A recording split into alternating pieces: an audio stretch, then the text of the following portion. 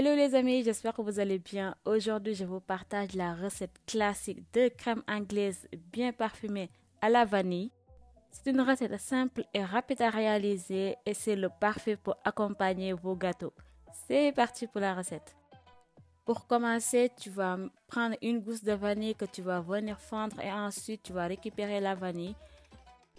Pour une gousse de vanille souple et bien parfumée, je te recommande la marque Savania. Je te mettrai les informations dans la description.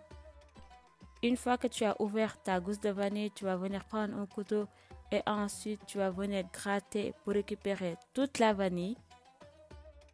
Une fois que tu as récupéré ta vanille, tu vas venir commencer la préparation. Tu mets 500 ml de lait dans ta casserole et ensuite tu vas venir rajouter ta vanille avec la gousse aussi. Et ensuite, tu vas porter ta préparation à ébullition. Comme d'habitude, je te partagerai tous les ingrédients dans la description.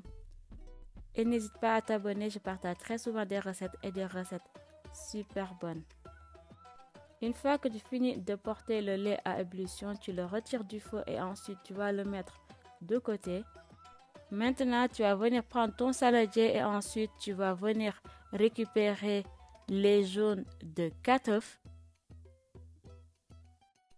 Dans cette recette, on va utiliser que les jaunes d'œufs, mais tu pourras utiliser les blancs pour faire une bonne mousse au chocolat.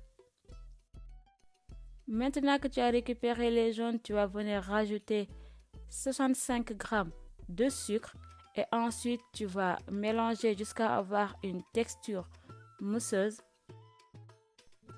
Une fois que tu obtiens une texture mousseuse, tu vas venir récupérer le lait. Et ensuite, dans un premier temps, tu vas sortir les gousses. Et puis, tu vas rajouter le lait petit à petit dans ton saladier tout en mélangeant. Ensuite, une fois que tu as fini de rajouter tout le lait et que tu as bien mélangé, tu vas venir remettre le lait dans ta casserole.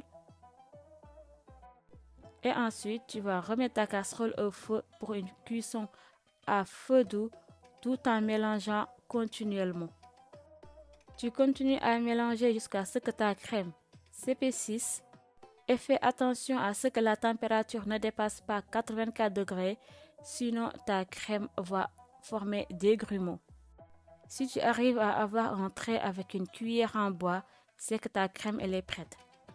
Maintenant, tu vas la laisser tiédir avant de la mettre dans ton bocal et ensuite tu pourras la conserver au frais. La crème sera beaucoup plus épaisse une fois au frais.